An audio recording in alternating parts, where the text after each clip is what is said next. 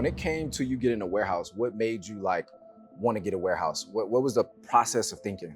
My apartment at the time was like 2,000 square feet. Right. So I was like, oh, we need 4,000. Like I've had people in here steal from me. I got it on camera, literally stealing clothes. Oh, that's crazy. Pro tip, bro. If you love your friends and you want to keep your friends forever, do not hire your friends, bro. Facts. Oh my God. Because they will no longer be your friends. YouTube, what up? We back with another YouTube video. As y'all can tell right now, we somewhere different right now. So today we're gonna be giving y'all a hella game. A lot of vital information for clothing brand owners. If you really want to be able to scale your brand, if you really want to be able to make more sales, if you really want to have better inventory management, this is the video to watch. So sit back, chill. And yeah, so we're gonna have this video featuring my guy Dre. Shout out to Dretheshoota. What's good, good, y'all? How y'all doing, man? So look, if y'all know my boy Dre, if you don't, y'all gotta tap in with him ASAP. All his stuff gonna be down below.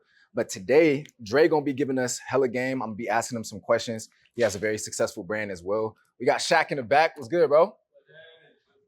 Yes, sir. So we're gonna be giving y'all a free game right now with Dre. And yeah, so my first question is, when it came to you getting a warehouse, what made you like want to get a warehouse? What was the process of thinking? So for us, like I'll never forget, we did a drop in August and it did really good. Then we did a drop in September because we just hit 100K followers on Instagram. So it was like a 100K drop. Yeah. And we did like 3,000 orders. Bro. And at this time, I just had like a loft style apartment downtown in Atlanta and stuff like that. Yeah. So I'm shipping all my orders from downtown. And I was having issues with the post office in Atlanta because like they wasn't used to people getting that many orders at the time. There's a lot of brands now probably doing that, but then they didn't have that issue. Right. So I was like, yo, we gotta get a warehouse. We gotta get a warehouse. I didn't even think like, oh, I should just go get a house. I ain't think like, I just thought like, oh, we gotta get a warehouse. I seen Rob Deerdeck, Fantasy Factory, Crazy, right. all that. So I was like, fuck it, we're gonna get a warehouse. So boom, we got a warehouse. I went on LoopNet and I searched up like what I was looking for square footage wise. I knew my apartment at the time was like 2,000 square feet. Right. So I was like, oh, we need 4,000. So we started with 4,000 square feet and then we kept on growing. We expanded the warehouse to now where it's 15,000 square feet. And that was a whole nother issue in itself too. Yeah. But that was like really like why I got a warehouse. So I was like, yo, bro, like I can't do this out of my apartment no more. I literally had like orders on the stove, by the sink, in my bedroom, like in my living room. Like I had nowhere to move. It was just like boxes and like orders everywhere. Bro, so a lot of people are starting right now and they have like, they doing it at their house, right? Yeah. And, you know, a question that I had, because, you know, I had a warehouse as well, still got one right now. And a lot of people want to know, like, is it better to do it from home with a brand as far as like building it and scaling it? And what do you do when you are starting to scale it? Because like right now, like you said, this is 15,000 square feet. So can you tell them a little bit about like your experience having a warehouse and your tips that you would give somebody?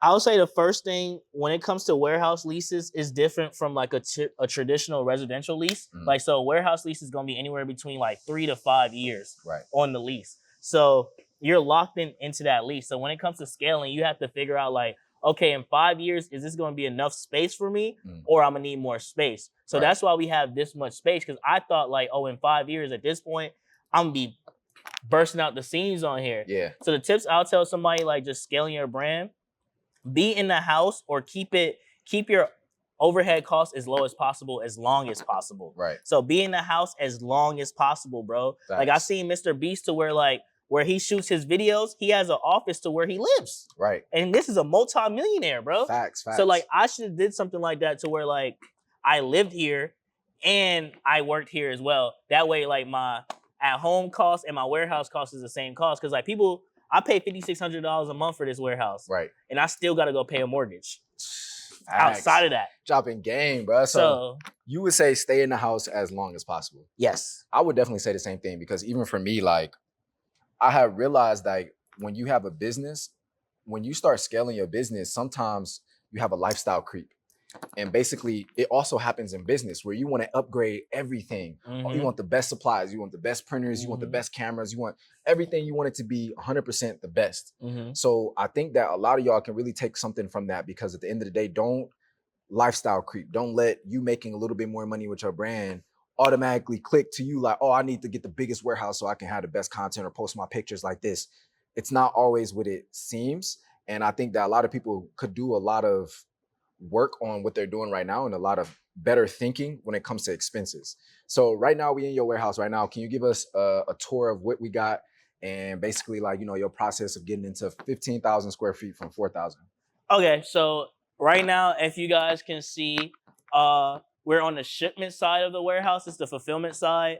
All these right here are packing tables. So when the team comes in, they pack right here. It'll be bags.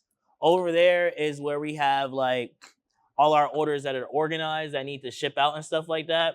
And in the front, if you pan over here, these are boxes that needs to get filtered that just came in like from the manufacturer and stuff like that. So these boxes need to get filtered and they need to get over here on the racks. And then like when we get orders, they get shipped out over here.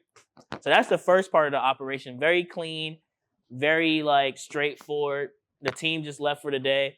So let me ask you this as well. So you have a team that works for you, right? Yes. What is it like having a team? How did you find them? When do you recommend somebody start hiring somebody for fulfillment for their orders? You should start hiring somebody. Let me see. You should start hiring somebody when you see that your time is needed elsewhere, but you need to train them as well. Right. So you should get a team as soon as you can afford it.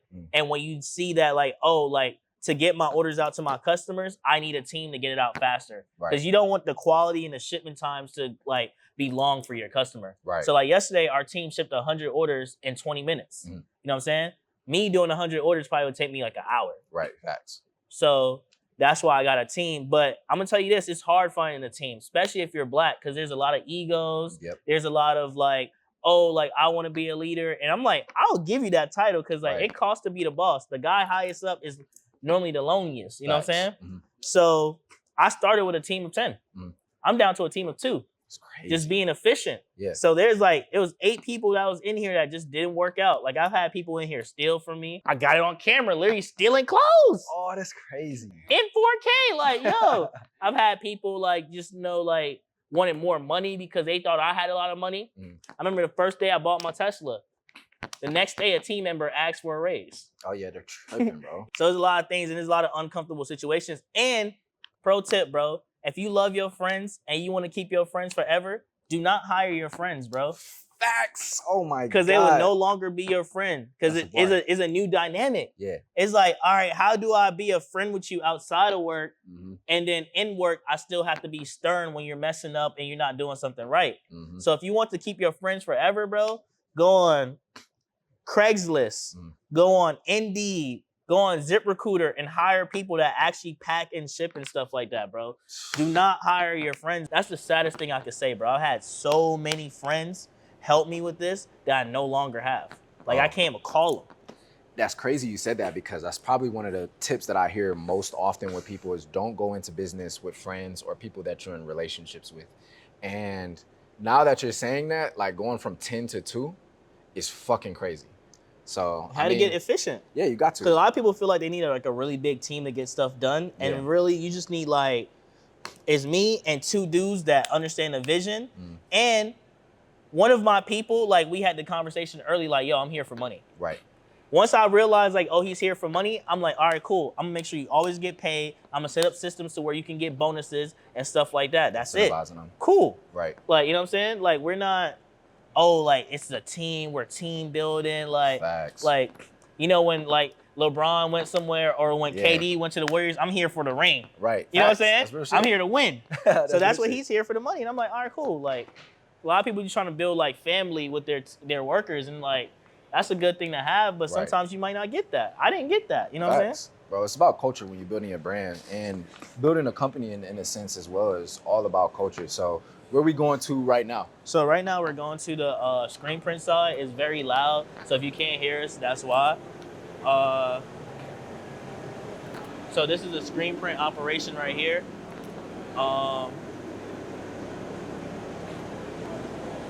The team is screen printing a lot of orders right now. This is a whole separate operation. So at first I only had 4,000 square feet and I wanted to scale and move fast. I wanted to do a lifestyle creep. I wanted to like upgrade everything I had going on. And I spent 80 wackaroos, $80,000 to build all this out. And I'm gonna let you know something. It failed. At least you're being real, bro. It failed. It was too much, too fast for me. I should have scaled slowly. I went from my apartment to 4,000 square feet to 15,000 square feet in like a year and a half. It's crazy. I scaled too fast. Right. Because I thought I needed that, and then boom, the economy turned around, and it's like, all right, now we have all this high overhead. Yeah. And we got to talk about that too, like overhead as well. So where are we going? So this is the screen print side. Yeah. You got all your screen print machines. So we got 2 machines, dryer. It's a jumbo machine right here. They used to use this machine right here to print American flags. That's crazy. So this machine can print up to 48 inches. Jeez.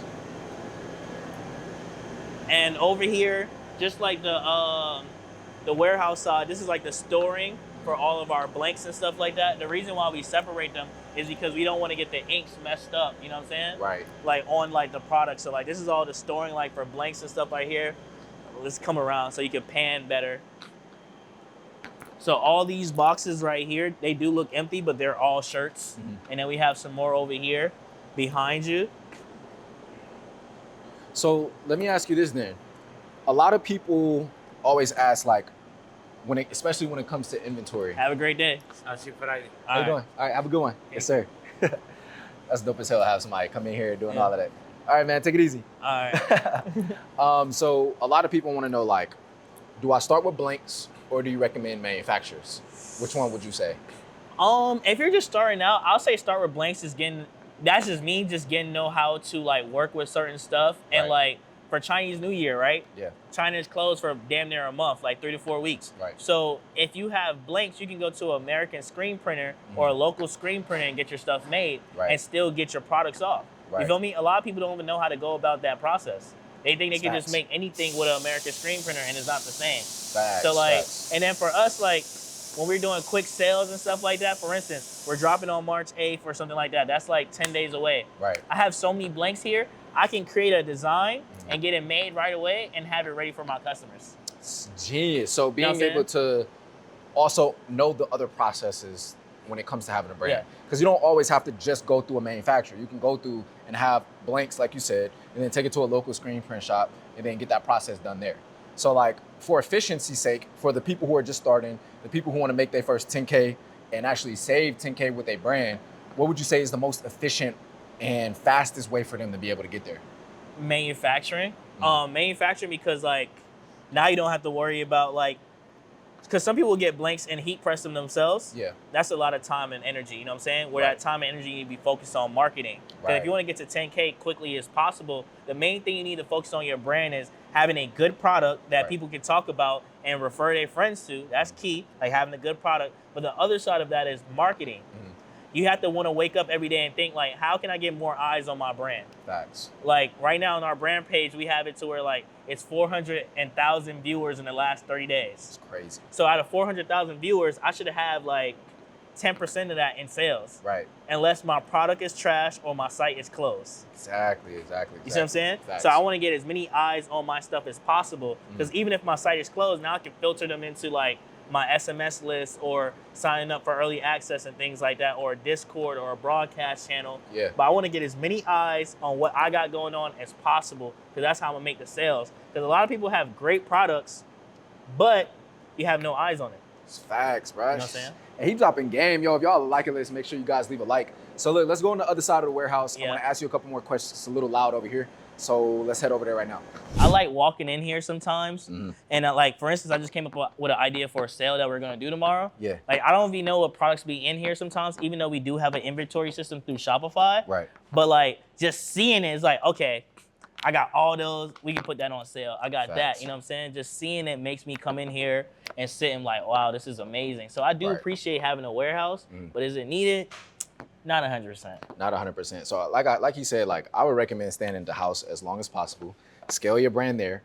And a lot of what I've noticed as well with a warehouse is that the lack of inventory management sometimes, where you have too much stuff and then you're anticipating something selling the way you want it to, but it doesn't actually do it. Oh man, that just happened to me. So like, what is like some of your ways of like overcoming that type of obstacle where somebody may buy bulk inventory, but the inventory isn't moving? Get to hustling. Get to hustling. Get to hustling. Like, I had a friend tell me, like, he used to go to college campuses and just park outside. He didn't even go to the college, just selling stuff out of the trunk. Right. Me, I'll do a sale. A lot of us are too prideful where we feel like we can't do a sale. If it's not moving at a certain price point, I'm going to lower the price point. If it's not moving at that price point, I might lower one more time. But by the third time, I can see this is not a good product. Right. If I lower 3 times and people are still not buying it, it's not a good product. You know what I'm saying? Now, let's say we do some new products, right? Right.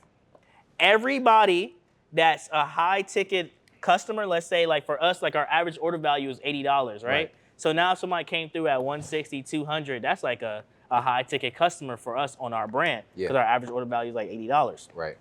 Now the item that wasn't moving, guess what I'm doing with it? I'm giving it away for free. Right. So now somebody that has like a big order is like, oh shit, I got an extra gift as well. I really rock with them. Right. You know what I'm saying? And so a lot of people will sit on stuff and it's like, bro, like stop being a hoarder and get it out. Well, what would you have to say like about ego? Because I think a lot of it comes down to ego where people be like, oh, I don't know about changing my prices. I wanted to stay here. And a lot of it comes down to like ego thing. I think it comes down to ego and what you believe. Right. Because a lot of people are not like open to a lot of different things. They're only open to their small circle. Yeah. So it's kind of like how somebody might say like, you are the 5 people you hang around. Yeah. You are the thoughts that you've been hearing. Like, hey, if you put your brand on sale as a cheap brand, and it's like, no, that's not true. My brand is what I make it. You know what I'm saying? So like, it do come down to ego and what you believe. Right. You know what I'm saying? So that's why we have to get around different belief systems and just like, oh, I never thought about doing it that way. Because there's many different ways to make money out here. Right. Challenging the normal way of thinking that you have right now. Yes. That's very important. Because even like for us, like, let's say we don't want to do a sale on the front end. We have such a big SMS list to where we can just do a sale in the SMS. Right. So like nobody on the front end seen that we did a sale. Only your text message subscribers. Only text message subscribers. I used to do this thing where like, I used to do a sale, let's say between the hours on the weekends. Because like people, and this is the psychology behind it. Listen. Right. So on the weekends, people go out to bars and stuff like that, right? So around like 2 a.m. to 6 a.m., they're gonna be the most effed up. They be scrolling on their phone. They be scrolling on Instagram unless they with a vibe or something. Right. And they might make an impulse purchase. Right. So I used to do sales between 1 and 6 a.m. Post it on my Instagram, post a link, and then like wake up at 6. And you could have before you didn't have automation. Now they have automation where you can just take it down. Yeah. Boom, take it down. So anybody that was drunk out, seen it between 1 and 6 a.m. Yep. And they grabbed that quick strike midnight sale, whatever, and then everybody that missed it didn't see it. Oh. So nobody even know I did a sale. That's bar dropping. So for those of you guys out there who are nervous or don't want your persona of your brand to be focused solely around sales, first off, there's nothing wrong with doing sales, as he just said. But number 2, doing it at times where most people aren't online, so most of them aren't going to actually see it. So I think that's a lot of game for a lot of people who are out there right now, especially if you're just starting. These are core concepts that you need to understand. So that way it doesn't limit you from getting more sales and making more money with your brand, all right? So what is the best supplies that somebody would need, whether they at home, whether they got a warehouse? What are the must-have supplies for shipment, fulfillment, and anything related to that? Let me show y'all this bad boy right here. A lot of people might use something else, but this bad boy right here, the Rolo label printer, this done printed so much money for us. Like we call these the money spreads. So you need a label printer, bro. A thermal printer because like it doesn't use ink. It just use heat to print. So I think we just messed up one this last year. Cause I think this prints up to like 140,000 labels in the lifetime of the printer. Oh, that's crazy. I think it's more than that, so don't quote me on that, but like it's a lot of labels, you know? And then you need some labels right there. And you need some poly mailers. And this is poly mailers is what, for the people who have no idea? Poly mailers is what you put your items in, unless you ship in a product that needs to be in a box. Because we do have some products that we need to ship in box, like far as shoes and stuff like that. Yeah. But poly mailers is literally what you put your orders in. I got the plain white ones. I see a lot of people use colorful ones and stuff like that. Yeah. It helps, you know what I'm saying? But for me, it's like, yo, bro, like they're gonna rip it open and throw it away anyway. So that's why I don't really focus on too much on customizing my mailers. But it do help. It does. It does help, but I just don't do it. Right. And I recommend you guys go to Amazon to get the poly mailers. The sizes you're gonna need are gonna be like 14.5 by 19, 12.5 by 15, and 24 by 24 for the bigger orders. Those are just the ones that I recommend. If you guys are in the Discord, there's links to them and things You can like do that. you can do Amazon. I like using Uline. Uline is fire as well. Because like if you order before 6 o'clock, you get it next day. Yeah, that's clean. But see, with Amazon too, you get it next day as well, or same if they day. have Prime. Yeah, if you have Prime. Prime is like $15, $20, something like that. Go pay for your Prime. Yeah. Get that shit same day. Because Uline is kind of expensive, and it's just more so for business. Like all of our racks come from Uline. So what type of racks are these as well? Can you show us the racks? Oh yeah, I can show you the racks. Like which ones would you recommend to a new brand owner? I would recommend this one, honestly. I recommend this one because if you pan down right here, it has a wheel. So you can move it to anywhere you need to go. I don't know the SKU number for these racks, but these are like pretty nice racks. And I'm not that tall, so I get my racks to like 6 feet. Right. You know what I'm saying? Some people get their racks to like 7 feet, but I get my racks to like 6 feet because I'm not that tall. And at first, it was literally just me. Right. Like now we have like some taller guys on the team and stuff like that. Yeah. But like at first, it was literally just me, and I didn't want to do all that pulling and stuff like that. Right. Then they also have a smaller version over here that you could just move around too. It's like a cart version. But I just love the racks with the wheels, and they're on Uline. They're kind of expensive though. Like $300 or so. Okay. But it's a great investment. Right. It's a great investment. Then we have these racks right here, and these span all the way around the warehouse. The reason why we have these racks is because they're customizable. Right. And we can like add something on top and stack them to the ceiling because we're really supposed to build up because we have 22 feet to the ceiling, but we didn't build up because like I said, I'm not that tall. Right. So that's why we have so many spanning around, and we have the ladder in here. And how we do it right now, so like up top, if you see like boxes up top, those boxes up there, that's stuff that's out of season that we're no longer doing. Gotcha. You know what I'm saying? So like that stuff will go on sale. So anytime it's like Black Friday or like a big sale period back to school, we'll go to those stuff first. So that's everything up top is out of season stuff. Everything that's like in the racks are in season stuff. So they're easier to pull. And the out of season stuff, we just put it up top because we're not using it right now. That's smart. So maximizing the space that you do have is very important, especially with a warehouse like this. So let me ask you this as well. How do you maintain your inventory? Like what's the best way for you that you found to like manage inventory? For me, I maintain through Shopify stock. So every time like we get an order, it automatically comes out. And then we normally naturally, there's other like programs out there that we use. I think it's Warehouse.io. Don't quote me on that. I'll have you put in the description. All right, bet. But I had the team do counts. So Right. like every Monday at the start of the month, the team will do a count. And the counts normally don't really be off like that. Yeah. Only time it'll be off if we do like a quick strike sale, which I don't do as much anymore. They used to hate when I did that. Right. I'd be like, hey, it's Tuesday, we're gonna do a sale. I'm like, yo, this count is off. So we don't do that as much anymore because we'd be refunding customers if it's out of stock. Right. But the best thing to do is just make sure you keep it up to date. Pick a day, do a count. You don't have to do them all the time. Make sure the stock in your warehouse match the stock that's on your Shopify, even if the order is draft. Right. So even like these out of season stuff, like the count is the same count on the Shopify. Fire. So now like I don't have to go back. If I want to do a quick sale, all I gotta do is make it active on my Shopify. Gotcha. And I don't have to come in here and count. Right, so you're already counting it as soon as it comes in. So that's basically a good tip, Dan. So anybody who's ordering inventory, you should 1000% count all the inventory as soon as it comes in, update it inside of Shopify so it manages it for you. And then when you're ready to drop, you just put it on active. Yep. Smart, smart, smart. So look, man, it's a lot of free game, y'all. If you guys like this video, make sure you guys leave a like. Make sure you guys go follow my boy Dre. My boy killing it right now. Make sure you tap in with his YouTube as well because he's been killing it on YouTube with the content, everything. So make sure you guys tap in. If you like this video, leave a like. Make sure you guys subscribe. Make sure y'all tap in on the next YouTube video. Let's get it. All right, peace. Sir.